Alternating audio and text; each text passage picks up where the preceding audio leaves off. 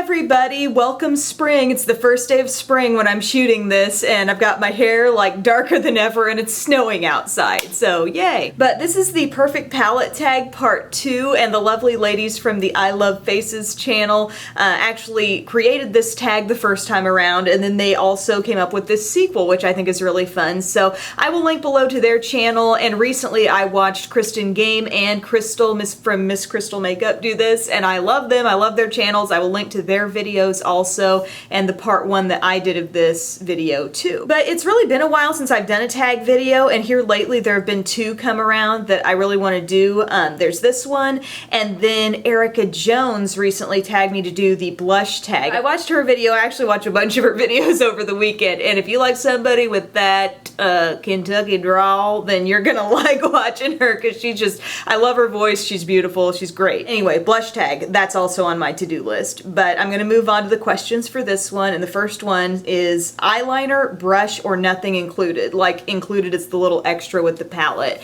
And overall, I think I would say nothing included, especially if it cuts down on the size of the packaging or like the overall price of the palette. I could do without the eyeliner or the brush. A lot of times, I think eyeliner would be my least preferred thing, just because I really know what I like with eyeliners. I'm kind of picky with them. A lot of times it would be like a pencil liner included with the palette, and there have been a lot just thrown in with palettes that I have not liked very much. And the same kind of goes for brushes. There have been quite a few that I feel like I just don't use, except the brushes that come in the Anastasia Beverly Hills palettes, like the Amrezy palette or the Self-Made palette.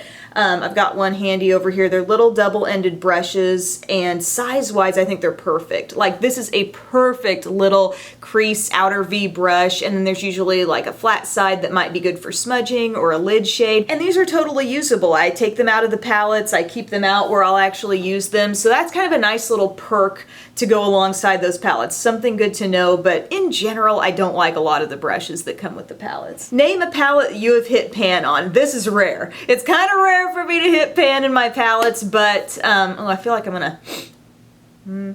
Does not happen often for me with palettes, particularly eyeshadow palettes, but I just shot my stash for this item and realized that I had hit pan in here on this matte. It's kind of like a matte highlight type shade. I don't know if I was setting all over my face with this powder. This one's looking pretty low as well, actually. It has been a long time since I've used this palette with any consistency, but it's back in my shop my stash drawer. I'm gonna be using it more often now. Definitely my first palette that I ever owned that pertained to contouring. Next question asks, what is your favorite naked palette? For me, it would have to be the Naked One. I think I've addressed this before in that video where I talked about palette sequels, probably. But I do have a soft spot for Naked 3 because of the rosy colors. I just love those kinds of shades. Naked 2 is no slouch either. I mean, I've gotten some gorgeous looks with that, but I think in terms of my like palette priorities, variety wins out a lot, and I think I can do the most different things with this palette.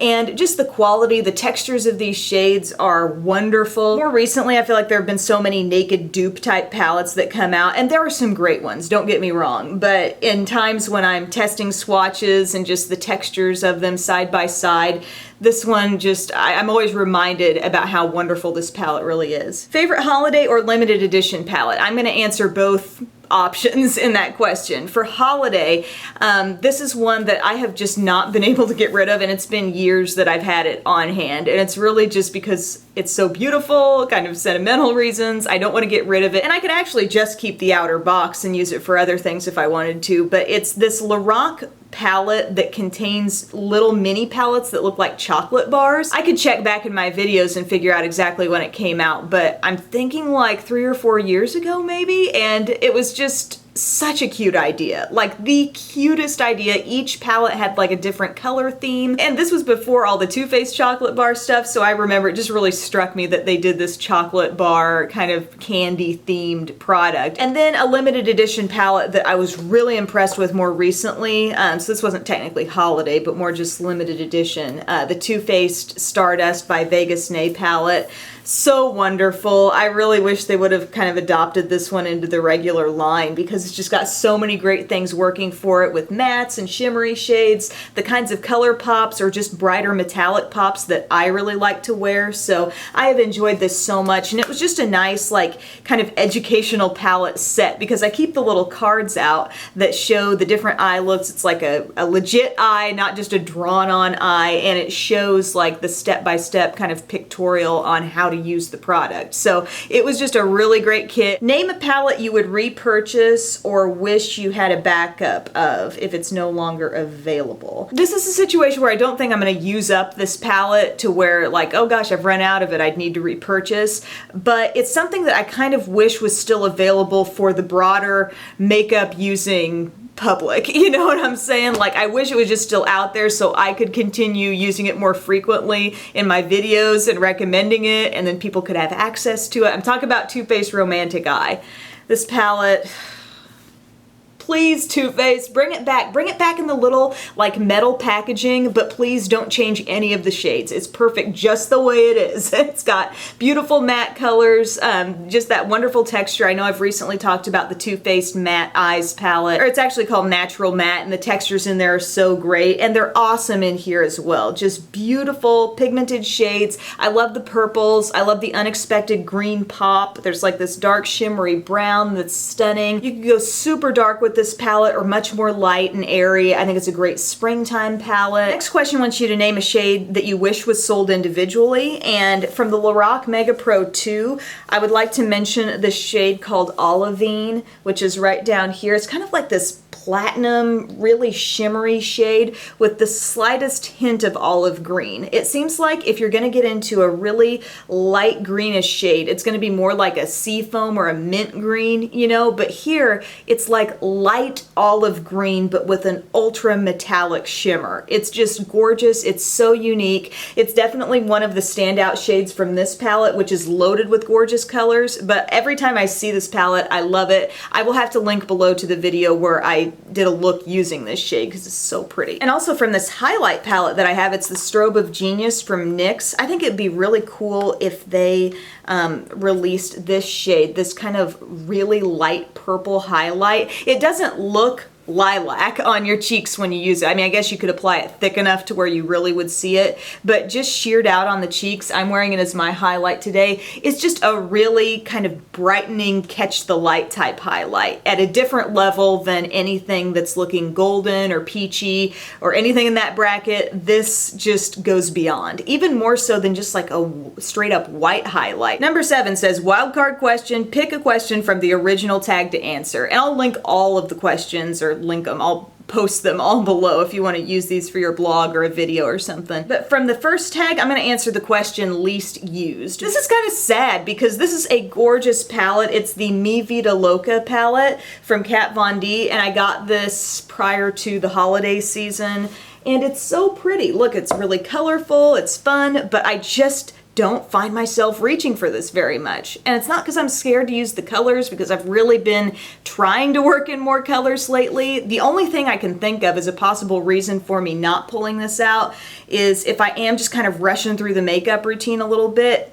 This is kind of a big, bulky palette. Like, I don't always have a lot of surface area to sit it on, or do I want to put it in my lap? I don't know. It's beautiful, it's pigmented, it's fun. I need to be using it more, and I guess this is me publicly calling myself out that I should be. The 8th and final question says, name the palette you would recommend to a friend. And I gotta name 2 because in reality I probably would recommend 2 palettes to a friend. But this is the In the Balm of Your Hand palette.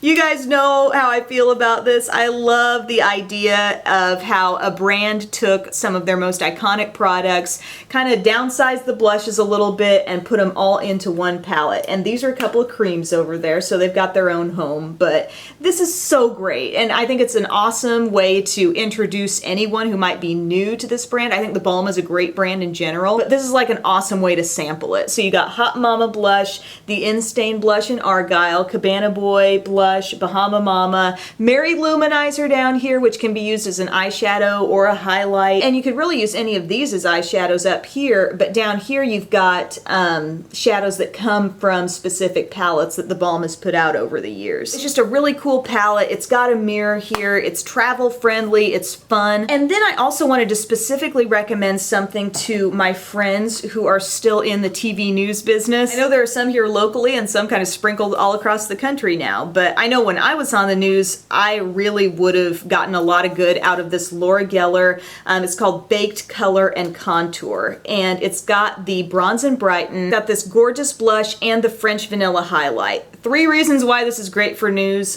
First off, when you're in that really bright studio lighting, it can definitely wash out your face, so I was always needing some kind of bronzer all over. I like the Bronze and Brighten because it can contour, but it's a really nice, just healthy look all over the skin. It's not too like shimmery, shiny, but it just lifts up your skin tone a little bit. The blush is beautiful. It doesn't take a lot, but it's pigmented enough to stand out on anywhere from lighter to deeper skin tones. And then the highlight is everything here. This is the French Vanilla highlight. It's sold individually. I've raved about this, but I think when you're on TV, and especially those of you who maybe are doing a morning show that goes like 2 hours or more, you don't have a lot of opportunities to touch up, and shine really does show on those cameras. So having a highlight that isn't so shiny but can really like lift your features and just really give you that awake and brightened look, it's a great thing to have. You could use it as an eyeshadow. It's got kind of like this semi-matte finish. It has a little bit of coverage to it even. I just think it's an ideal highlight. Also, Laura Geller products, these domed up baked products, last a long, long time, even with regular consistent use. So that's that, everyone. Yeah, that's the last question. Thank you for watching this Perfect Palette 2 tag.